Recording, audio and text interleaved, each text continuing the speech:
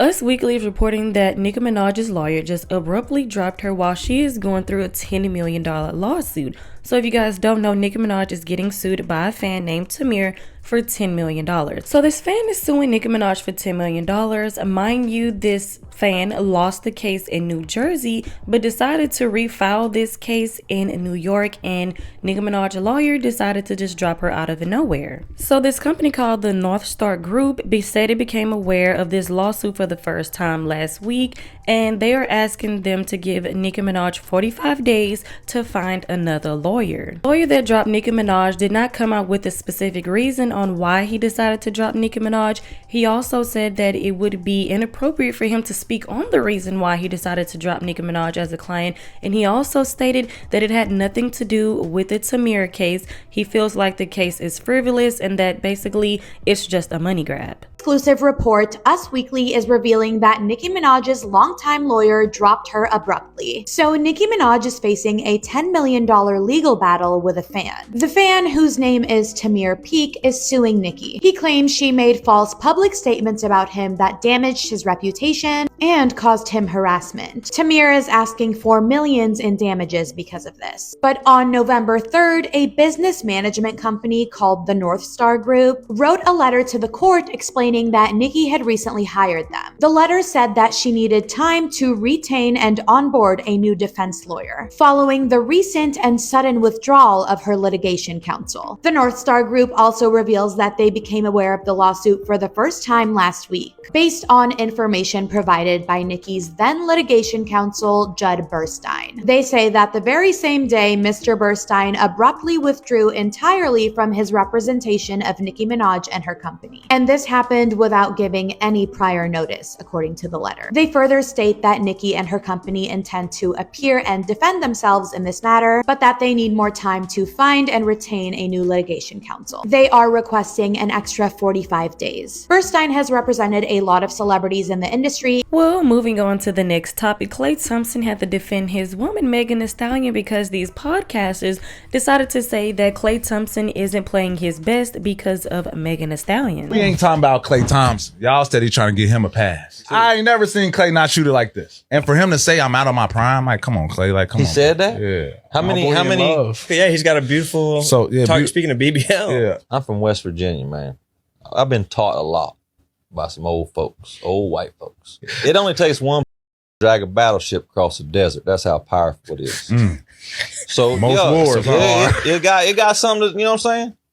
Klay Thompson, I ain't saying that's what it is, but that might be what it is. Klay Thompson responded to them in the comment section and said, referring to my girlfriend as a P word is so disgusting and disturbing, especially from someone who played in the NBA. How would y'all feel if I referred to your wives in such a way? And then he adds Pat Bev and says, do better, fellas, are very disappointing. I like the fact that Klay Thompson came up here to defend his woman, okay?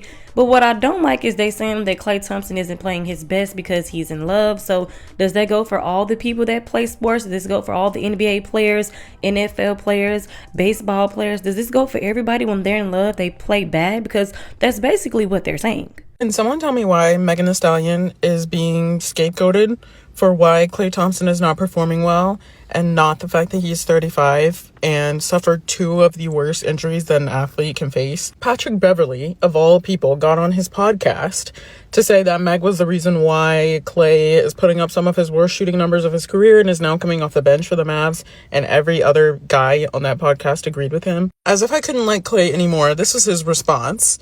Referring to my girlfriend as a is so disgusting and disturbing, especially from someone who played in the NBA. How would y'all feel if I referred to your wives in such a way? At Pat Bev, do better, fellas. Very disappointing. I'm a diehard Warriors fan, and I'm never going to talk down on Klay, and I'm especially not going to blame a woman for a man's performance.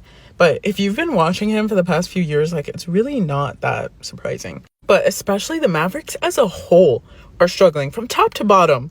They have issues that they need to work on that are more pressing than Klay's shooting numbers. And I'm sure this is why Klay and Meg have probably been together for a very long time and chose now to announce that they were together, because stuff like this happens. As soon as he's not performing well, people are going to blame the happy and healthy relationship that he's in above anything else. And on top of that, if Jason Kidd says that he needs to come off the bench and Klay himself said that he's okay with getting the girls together. We ain't talking about Klay Thompson. Y'all steady trying to get him a pass. I ain't never seen Klay not shoot it like this. And for him to say I'm out of my prime. It only takes one pussy to drag a battleship across the desert. That's how powerful it is. Klay Thompson, I ain't saying that's what it is, but that might be what it is. We had to get a couple of men together after they made disrespectful comments toward Megan Thee Stallion. Seeing this snippet from the Hoopin' and Hollering podcast, Klay hopped in their comments and said, referring to my GF as a PUSSY is so disgusting and disturbing, especially from somebody who played in the NBA. How would you feel if I referred to your wives in such a way? Went on to @Patrick Beverly and told them to do better, fellas, and I think that this was a very classy response. In the podcast, they were pretty much referring to how Klay Thompson's performance has been off ever since he started dating Megan Thee Stallion. The podcast snippet, they claimed that Klay Thompson blamed this on him not being in his prime, and then they went on to comment on Megan Thee Stallion and how she could possibly be a distraction because she got the cat. I'm not gonna lie, I seen this making headlines before Klay Thompson clapped back in their comments. People have definitely been.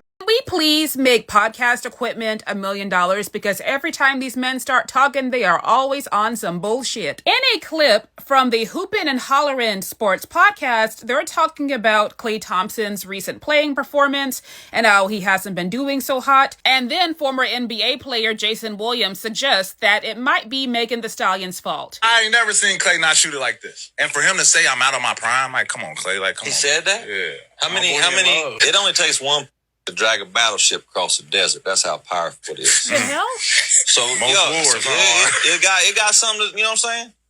No, it Klay don't. Thompson, I ain't saying that's what it is, but It's not. that might be what it is. I had to censor the word, but Jason said it just takes one coochie to drag a battleship across a desert. Klay Thompson was not tolerating the misogynistic lingo against his lady, as he shouldn't. He commented on social media, referring to my girlfriend as a P is so disgusting and disturbing, especially from someone who played in the NBA. How would y'all feel if I referred to your wives in such a way? Do better, fellas. Very disappointing. Why are a man's problems always a woman's fault? Mind you, I didn't hear anybody blaming Taylor Swift and saying she was the reason why the Chiefs lost the Super Bowl last year, but you want to blame Megan.